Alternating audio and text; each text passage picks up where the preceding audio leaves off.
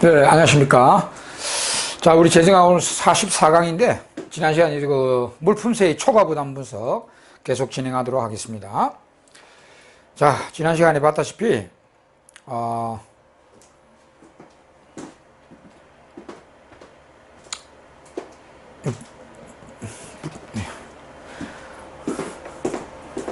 이 불빛이 되네, 이거. 네. 봤다시피 이제 산손실의 요 분석이 끝났죠. 그러면 이제 요거 계산하는 문제 나오니까 요 면적 계산 공식과 그 다음에 요 조세로 인한 초과부담의 크기 결정 요인 이런 거 알아보겠습니다. 이 면적 계산 공식은 그냥 외워두시는 게 좋겠습니다. 우리가 삼각형 뭐 이제 면적 막 구한 이제 수학적으로 조작하면은 이 크기 공식, 산손실의 크기 결정 공식 공식은 그 면적 구하는 계산 문제 나오니까 공식은 무조건 외워놔야 됩니다. 뭐 삼각형이니까 뭐 면적 공식 일단 2분의 1 하고요. 그 다음에 곱하기 세율의 제곱 외우세요 그냥 곱하기 그 다음에 요 1 나누기 수요 탄력 성분의 1 플러스 공급 탄력 성분의 1 이렇게 곱하기 P 곱하기 Q 원래 거래액입니다. 요거 이제 공식 외워야 됩니다. 이런 거 나와가지고 이 자료 주고요. 요 초과부담의 크기를 구하라. 1억이라고 예를 들었지만 이런 식으로 초과부담의 크기는 얼마인가 이런 거 나오거든요 시험에. 그러면 요 세율, 이 물품 세율입니다. 세율 제곱이고 탄력성 다 알아야 돼요. 탄력성들 그 다음에 이제 원래 거래액 P 곱하기 Q는 이제 원래 요 가격과 원래 거래량이 있잖아요. 원래 거래액입니다. 그거를 다 자료를 주니까 이 공식에 따라서 계산하시면 됩니다. 자, 알겠죠? 자, 그 다음에 이거 무조건 외우시고요. 그 다음에 이제 이 조세로 인한 산손실의 크기 결정 요인을 여기 보면은 공식을 보면은 크기 요인, 크기 공식은 이렇고 크기 결정 요인, 크기 결정 요인이 보이네. 자, 그러면 여기 뭐는 일단 세율의 제곱에 비례하죠. 자, 세율의 제곱에 비례합니다. 이 제곱이 굉장히 중요해요. 이 제곱이 들어가요. 세율의 제곱에 비례합니다. 그러니까 이 물품 세율이 높아질수록 초과부담은 따따블, 제곱으로 따따블로 늘어납니다. 이거 굉장히 중요한 건데, 그 다음에 이제 요 수요 탄력성과 공급 탄력성. 여기 다 클수록 이게 다 커지죠. 분모고 또 요 분모로 또 내려가. 그러니까 여기 클수록 요 분모는 작아지니까 커지게 됩니다. 그래서 수요 탄력성이나 공급 탄력성이 클수록 크게 발생합니다. 그 다음에 이제 마지막으로 거래액, 원래 이제 거래액이 클수록 크게 발생합니다. 요거 이제 에 비례한다. 비례합니다. 요것도 많이 물어봅니다. 보기에 막 이런 게 나온단 말이에요. 요거 이제 요거 공식만 알면 바로 외우면 되잖아요. 세율은 제곱에 비례해서 크게 발생하고 탄력성이 클수록 수요 탄력성이든 공급 탄력성이든 탄력적일수록 커지고요. 그다음 원래 거래액이 클수록 크게 발생합니다. 그러니까 여기서 이제 원래 거래액은 그냥 말로 하면 원래 이게 이제 면적으로 돈으로 다 계산이 되거든요. 면적으로. 그러면 이 원래 거래액이 단위죠, 단위. 여기 이제 맥주가 원래 10원, 뭐 거래량이 100개, 요런 그 단위인 경우보다 이게 10원이 아니라 만원, 이 100개가 아니라 100만 병, 요런 단위일 때가 이 이제 면적을 계산하면 큰 금액이 되죠. 그러니까 거래액이 클수록 큰 금액이 된다 말입니다. 큰 금액이 된다. 그래서 그거는 간단하고, 그 다음 이제 탄력성이 클수록 다 크게 발생합니다. 그리고 이제 세율은 제곱에 비례한다. 요거는 제가 조금 그림으로 이 그림은 안 그려줬습니다만은 그림으로 조금 보여드릴게요. 자, 왜 세율은 제곱으로 늘어날까? 요 그림 잠깐 보세요. 자, 잠깐 간단하게 요거 그리지 마세요. 지금 보면은 요 이제 맥주의 이제 주세가 물품세가 요만큼 부과됐다. 요만큼 텍스가 요만큼 부과됐다 합시다. 그러면 사중적 손실이 산 손실이 요 면적입니다. 그죠? 그 면적인데 이제 물품세를 딱 2배 때려 볼게요. 여기 100원이랍시다. 요 최저 100원. 100원인데 처음에 이제 물품세가 200원이 부과돼요. 200원 요거죠. 100원, 200원 이렇게. 조세는 2배 때렸습니다. 그럼 처음에 이렇게 딱 때렸대요.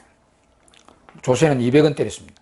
그러면 거래량 요리 떨어지고 이제 이렇게 해가지고 산 손실의 면적은 요 면적이 됩니다. 요 면적. 이 교란이 더 많이 발생하죠. 이렇게.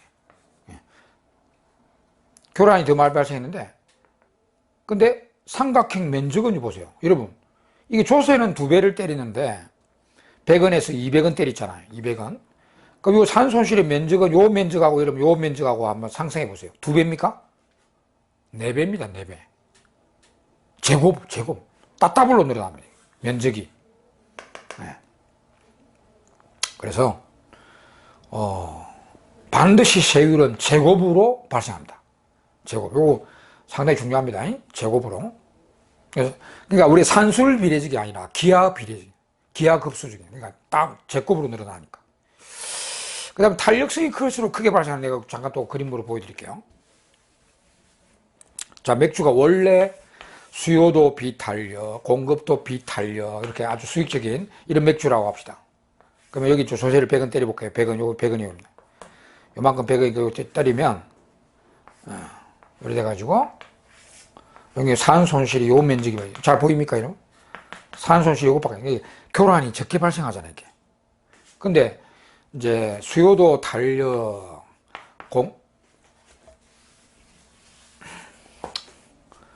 수요도 탄력, 공급도 매우 탄력, 요런 맥주를 합시다.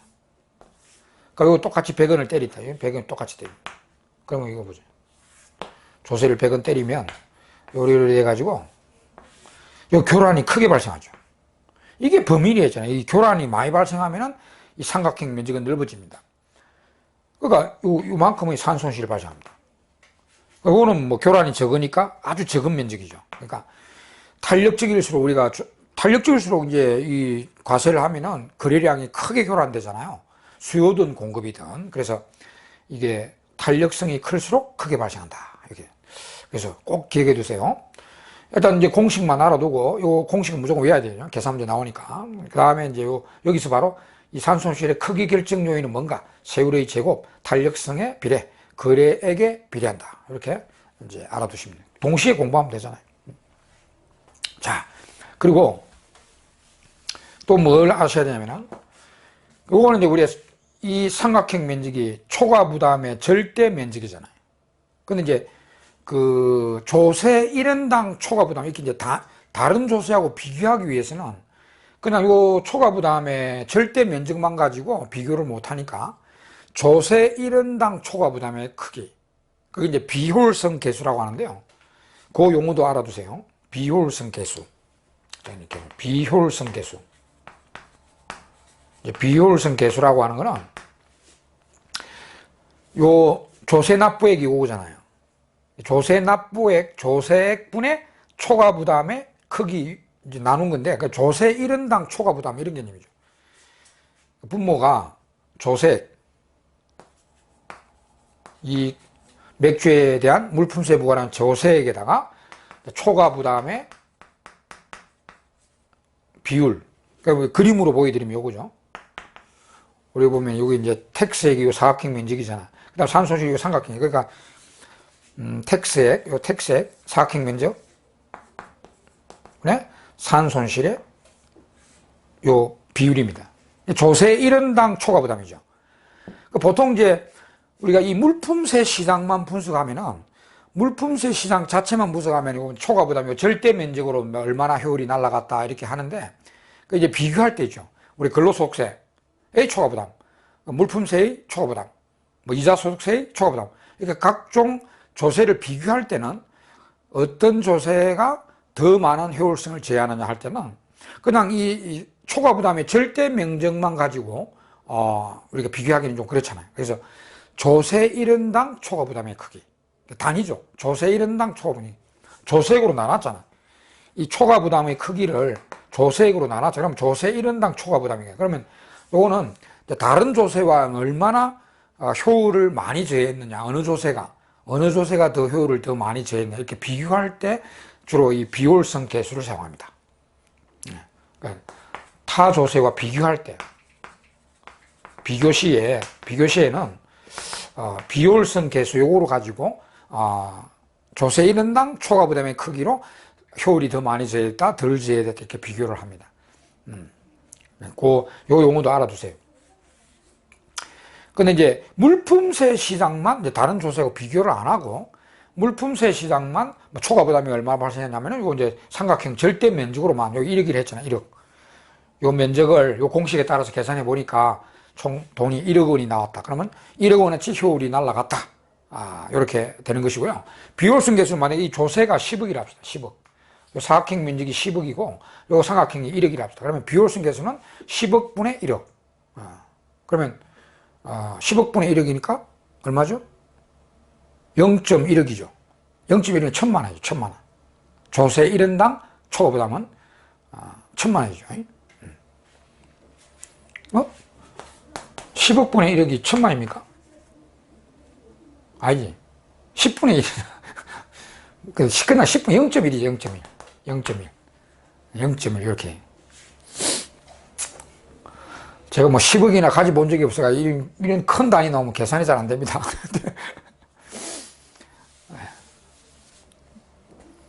자, 요게 가장 중요한 거니까 지금 물품세 요 제일 앞에 나오는 게 제일 중요한 거니까 요게 가장 차근하게 그림, 크기 공식, 크기 요인, 비효율성 계수 이렇게 쭉 알아두시고요. 그 다음에 계속 연결해서 그러면 우리 이론적으로 가능한 물품세를 때리는데도 초과 부담이 발생하지 않는 이론적인 우리 럼퍼섬 텍스. 현실에는 우리가 뭐 옛날에는 인두세, 지금은 뭐 정액세, 주민세 변동할 이런 게 현실에 있는 럼퍼섬 텍스입니다. 근데 이제 이론적으로 그런 조세들 말고도 이론적으로는 이제 물품세를 부과했는데도 초과 부담이 발생하지 않는 그런 조세는 세 가지 경우가 있습니다. 세 가지 경우. 이론적으로 가능한데, 그럼 시험을 내기가 좋죠. 그래서 바로 이제 여기 1번 내용, 기본 내용 끝났고요. 이제 2번에 가로 2번.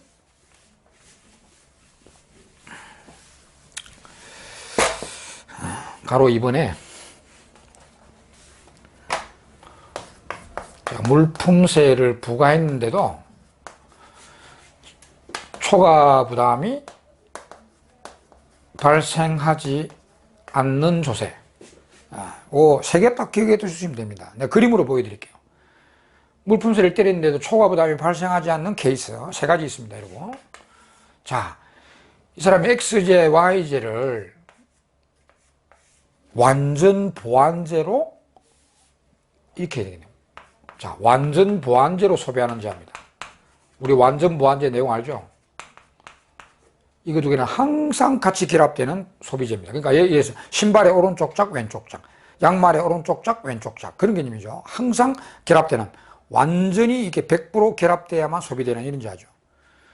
신발의 오른쪽 짝, 왼쪽 짝인데 그만 오른쪽 짝에만 가세를 했다 합시다. 그리고 왼쪽 짝은 가세 안 하고 오른쪽 짝에만 가세를 해도, 그럼 우리가 이거는 대초가 발생합니까? 완전 보완제는 이게 이제 오른쪽 짝은 비싸졌고 왼쪽 짝은 싸졌다. 그럼 우리 신발 신을 때 오른쪽 짝은 비싸니까 오른쪽 짝은 소비를 줄이고 왼쪽 짝으로만 이제 신발을 신을 수 있습니까? 그게 안 되잖아요. 완전 보완제는 같이 늘리든지 같이 줄이든지 이게 되지. 이게 비싸질 때 쌀 때에서 이걸 줄이고 이걸 늘린다, 이 개념이 없잖아요. 그래서 돼도 이거는 대초가가 없단 말이죠. 완전 보완제는 교란이 안 된다. 발생하지 않기 때문에 완전 보완제인 경우에는 한 제하의 물품세를 때리도 대초과가 발생하지 않습니다. 요거 있고요. 그 다음에 이제 두 번째, 세 번째는 이제 그림으로 보여드릴게요. 요런 제하. 수요가 완전 물론 보상수요입니다. 우리가 이 구장에서 나오는 모든 수요와 공급은 보상수요, 보상공급입니다. 좀 이따 보상수요나 보상공급 보론으로 또 열심히 해드리겠습니다. 설명해드리는데, 보상수요인데요. 공급은 이리 되어 있다. 만약에 맥주가 이렇다 합시다. 수요가 완전 비탄력이에요. 그러면 이것은 P죠. P, Q. 그 맥주가 이런 상황이고, 이제 완전 비탄력, 탄력도가 완전 비탄력입니다. 완전 비탄력. 그럼 여기 이제 조세를 때렸다. 이거, 조세를 때렸다. 이거 올렸다. 텍스를 때렸다. 그러면 이거 올라가도 이거는 거래량이 그대로잖아요. 그대로잖아요, 이거는. 교란이 되지 않죠. 늘어나지도 않고, 줄어들지 않고. 똑같잖아요. 교란이 안 되잖아요. 그대로입니다. 그래서 이런 거는 산 손실이 없습니다. 이거는 삼각형 찾으려도 찾을 수가 없어요. 이거는, 이거 보세요. 여기 원래 이제, 우리 이거 수요 곡선이 수직이면, 이런 거 막 따질 필요는 없지만은, 수요 수직이면, 여기 원래 거래될 때, 여기 이제 삼각형은 소비, 생산장입니다. 생산이고, 요거는 수요 곡선이 수직이니까, 가격 이상, 요 위에 모든 면적이 소비장입니다. 이게 가세되기 전에. 그러면 이제 가세가 됐단 말이에요. 그럼 이제 소비자가 요 가격으로 요만큼 먹잖아요. 그러니까 소비장리가 이만큼 감소했죠. 생산장리는 그대로요.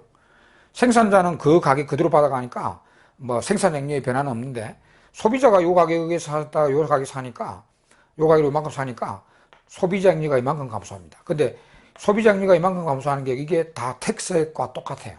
이게 택세가 아닙니까? 단위당 조세에다가 거래량. 그럼 이거 택세액인데 이게 소비자 잉여 감소분하고 똑같은 면적이에요. 그러니까 차이가 없잖아요. 그래서 있고. 그러니까 반대로 이제 마지막 하나는 이제 공급 곡선이 완전 수직일 때입니다. 공급이 완전 수직이 완전 비탄력이도 이는 교란이 되지 않습니다.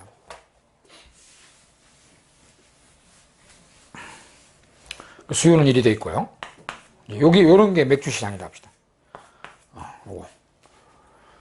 그 맥주에 요거는 공급자한테 조세 때리면 뭐 수직이니까 위로 올라가 봐야 거래는 전혀 변하고, 그 다음에 수요자한테 때리면 수요가 이렇게 내려오거든요. 소비자한테 텍스를 때리면 수요는 내려오잖아요. 이렇게 내려오도 거래량은 그대로잖아요.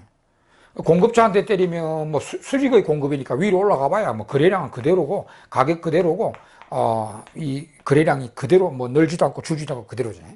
그래서 요것도 초과 부담이 발생하지 않습니다. 요 세 가지밖에 없어요. 이론적으로는. 요 세 가지 기억해 두시면 됩니다. 물품세를 때리는데도 초과 부담이 발생하지 않는 케이스. 물론 이론적이겠지만, 현실에는 이런 거는 거의 찾아보기 힘듭니다. 힘든데, 초과 부담이 발생하지 않는 케이스는 여기 XY가 완전 보완제 소비재일 때, 한 제하에만 물품세 때릴 때고요. 그 다음에 이 수요 수직, 공급 수직이 간단하잖아요. 이런 건 이제 알아두시고요. 그 다음에 이제 세 번째는 이제 뭔 내용이냐면은, 세 번째는,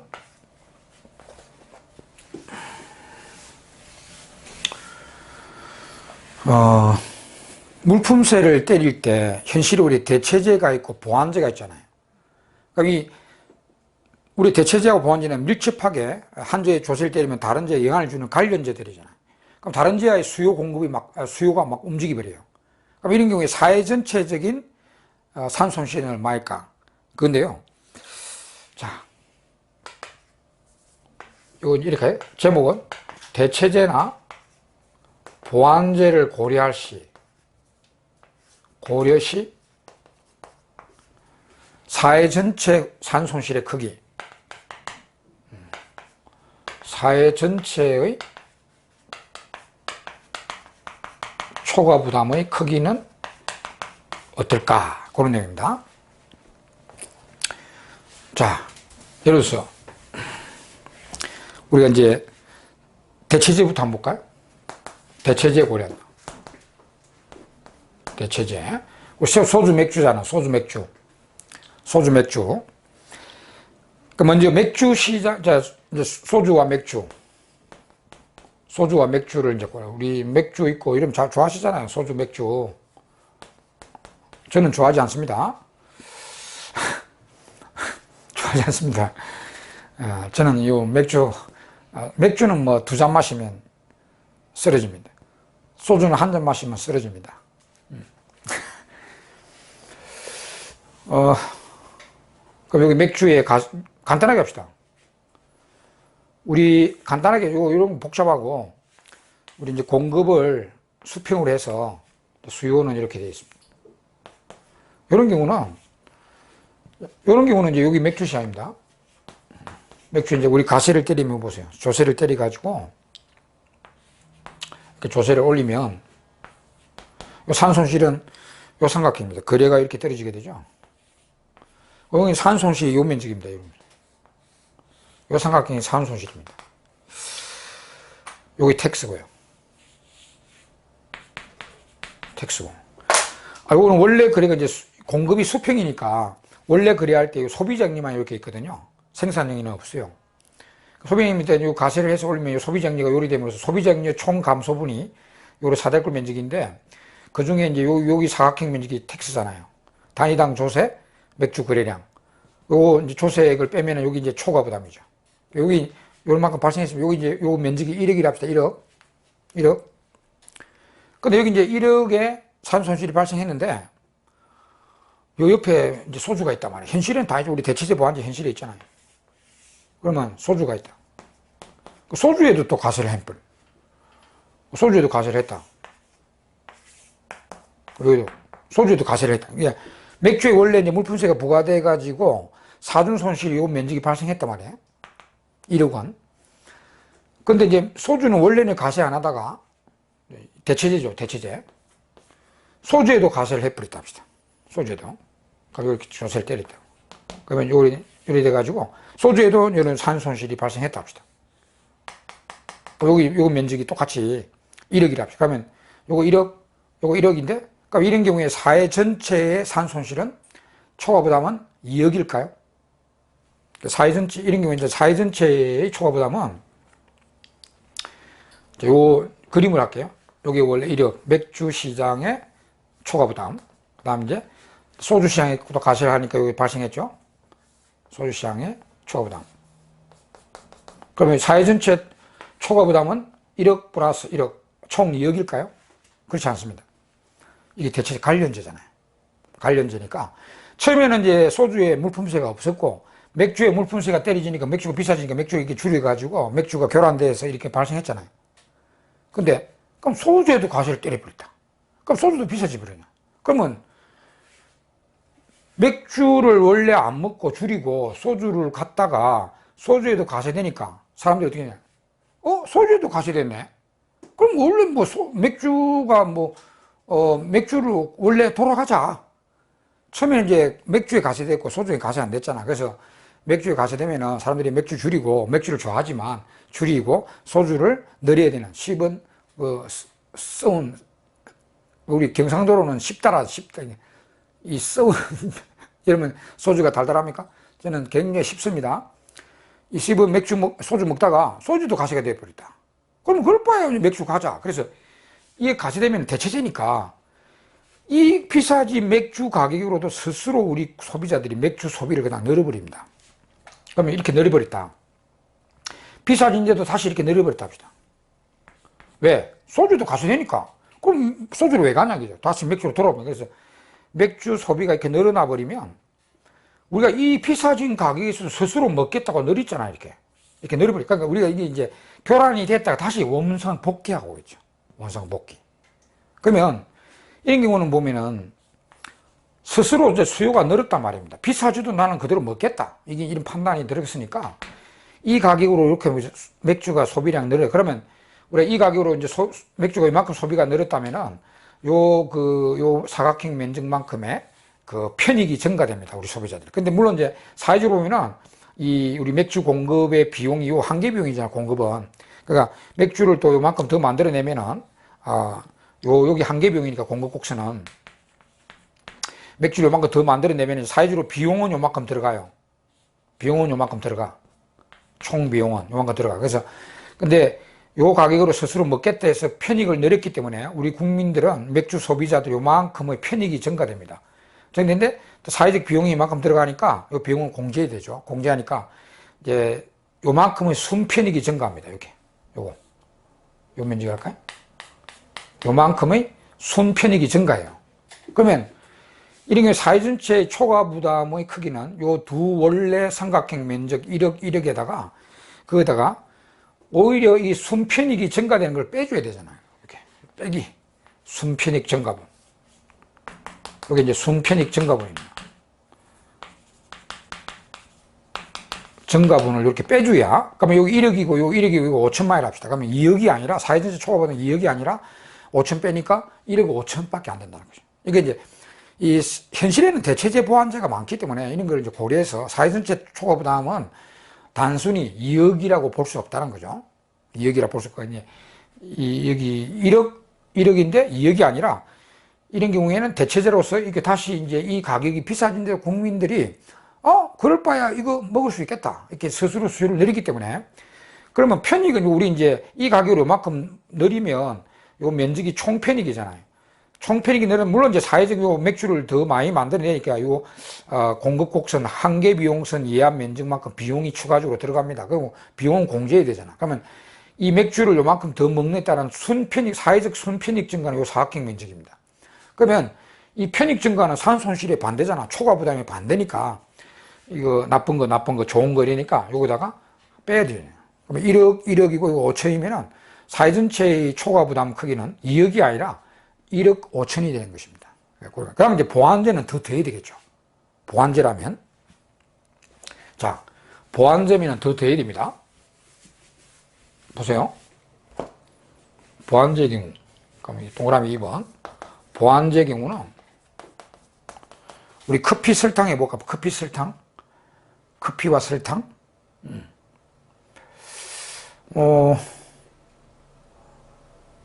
여기 커피가 부과되고 있어요. 커피에 설탕의 조색, 이거 설탕이에요. 설탕에 여기 이제 이렇게 돼가지고 설탕에 원래 이제 조세가 부과되고 있다 합시다. 이렇게 돼가지고 산 손실이 설탕 시장에 요만큼의 산 손실이 발생하고 있었습니다.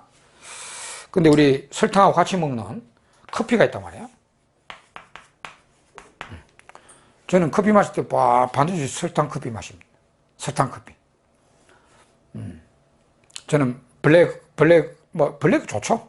좋은데 블랙이 이제, 블랙보다는 저는 블랙도 마시는데, 설탕 커피를 더 좋아합니다. 설탕. 그래서 이거 원래 이제 커피 시장은 이제 과세가 안 되고 있다가, 과세가 안 되고 있었어요. 설탕에만 과세돼서 초과 부담이 발생했습니다. 근데 이 보완제인 커피에도 조세를 때려버린다. 커피에도 조세를 때려버리면 커피 시장 역시 산 손실이 발생하겠죠. 오케이? 그것도 1억이라 합시다. 그럼 사회 전체 초과 부담은 2억이 아니라는 거죠. 처음에 설탕에 가세대가 설탕을 교란됐잖아요. 근데 이제 커피에는 가세 안 되고 있다. 커피에도 가세를 탁 때리면. 그럼 커피 줄여두면 같이 먹는 설탕도 수요가 떨어지잖아요. 이렇게. 교란이 더 발생합니다. 보완제니까. 커피를 안 먹으니까 커피가 원래 이만큼 사용될 때는 설탕이 이만큼 사용됐단 말이에요. 근데 커피도 가세라니 커피가 떨어지니까 설탕도 같이 떨어져 버립니다. 그러니까 설탕 쪽은 커피도 가세됐네. 그럼 커피 안 먹으니까 같이 먹는 설탕도 수요가 떨어져요. 그래서 더 떨어집니다. 이게 수요가 더 떨어지니까 이 가격에 우리 국민들이 설탕 소비를 그대로 더 줄여버립니다. 그러면 설탕 소비가 이만큼 더 떨어지니까 총 편익 감소가 이만큼 발생합니다. 이 가격으로 이만큼 소비를 떨어지니까 총 편익 감소가 이만큼 떨어지니까 단 이제 그 설탕이 생산이 떨어지니까 비용은 감소가 되겠죠. 비용은, 사회적 비용은 요만큼이 감소됩니다. 이게 공급성이 항상 한계 비용이잖아요.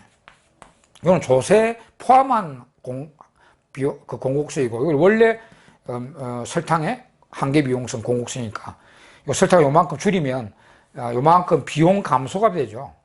마이너스 비용 감소, 총 비용 감소. 그 비용 감소는 좋은 거 아닙니까? 비용 감소는 좋은 건데 편익 감소가 이만큼 발생하는 거예요. 그럼 순편익 감소분이 요 면적이 되죠. 순편익 감소. 그거 나쁜 거죠. 그러니까 이런 경우는 사회적 전체적인 산 손실은요, 요거 이제 원래 설탕의 산 손실 플러스 커피 산 손실에다가 그럴 바에야 또 설탕 또 줄이봐요. 이거만 보면 돼요. 원래보다 이게 떨어지면서 이 교란되면서 이만큼 삼각형이 발생했잖아요. 근데 이게 커피에도 때려버리니까 설탕 또 떨어집니다. 또 떨어지니까 더 이 후생이 상실되죠. 순편익 감소분. 그러니까 그때는 이걸 더 더해야 됩니다. 이렇게. 이제 순편익 감소. 감소분. 이거 5천, 1억이면 인행의 사회 전체 초과부담 크기는 2억 5천이 되겠습니다. 요건 아까 이제 순편익 증가가 됐으니까 이거 빼줘야 되죠. 빼주고. 그래서 요거 이제 현실에는 그러니까 이 대체제나 보완제들이 현실에 많이 있거든요. 이런 경우에 이제 만약에 누가 이 물품세를 때렸을 때 사회 전체적인 초과 부담액이 얼마인가 이거 이제 알아보고자 한다면 단순히 그 재화들의 산손실 크기만 그냥 단순히 대해서는 안 됩니다. 이렇게 대체제나 보완제까지 고려해가지고 대체제는 이제 순편익이 증가되는 경우는 빼줘야 되고 보완제면은 순편익이 더 감소하니까 이거 더해줘야 더해서 더 사회 전체적인 초과 부담의 크기를 결정해야 되겠죠. 뭐 그런 내용입니다. 자, 여기까지 해서 이제 완전히 우리 물품세의 초과 부담에 대해서는 완전히 끝났습니다. 완전히. 여러 가지 이 제일 앞에 나온 여기 제일 시험에 많이 나오고 제일 중요한 내용입니다. 그래서 앞에 보면 이제 기본적인 물품세의 기본 그 초과 부담의 분석, 초과 부담의 크기 공식, 초과 부담의 그 크기 요인 결정, 그다음 비효율성 계수라는 용어, 그다음에 이제 뭐 이론적으로 물품세를 때려도 초과 부담이 발생하지 않는 케이스 세 개, 그다음 이제 사회적으로 사회 전체적인 이 초과 부담의 크기를 결정할 때 대체제를 고려하거나 보완제를 고려할 때는 사회 전체 초과 부담의 크기가 어떻게 되는지 이런 게 차근차근하게 이렇게 정리를 해 두시기 바랍니다. 그러니까 우리 다음 시간에는 이제 소득세의 초과 부담으로 넘어가기 전에 우리 이제 보상수요, 여기 사용된 게 보상수요나 보상공급이라 했잖아. 그럼 그런 개념이 뭔가? 그 관련 보상수요는 뭐며 보상공급은 뭔가? 뭐 그런 경제학 보론이라 보면 뭐 뒤에 필요하니까 경제학 보론. 저는 경제학 보론은 최대한 안 하려고 합니다. 안 하려고 하는 게 뭐 수용을 위해서 필요 없는 거는 뭐 제끼는 게 제일 좋겠죠. 근데 뭐 뒤에 이제 나오는 다 필요한 거니까 경제학 보론은 필요한 보론은 합니다. 그래서 다음 시간에 이 보상수요가 보상공급은 뭐냐? 그럼 대초과 소득과 그런 내용들, 그런 내용들을 좀 짚어보고 그 다음에 소득세의 초과부담 분석으로 넘어가도록 하겠습니다. 네. 자, 그러면 이번 시간 여기까지 해서 일단 물품세는 완전히 끝났습니다. 물품세의 초과부담 분석은 완전히 끝났으니까 잘 정리해 두시기 바랍니다. 네, 수고했습니다.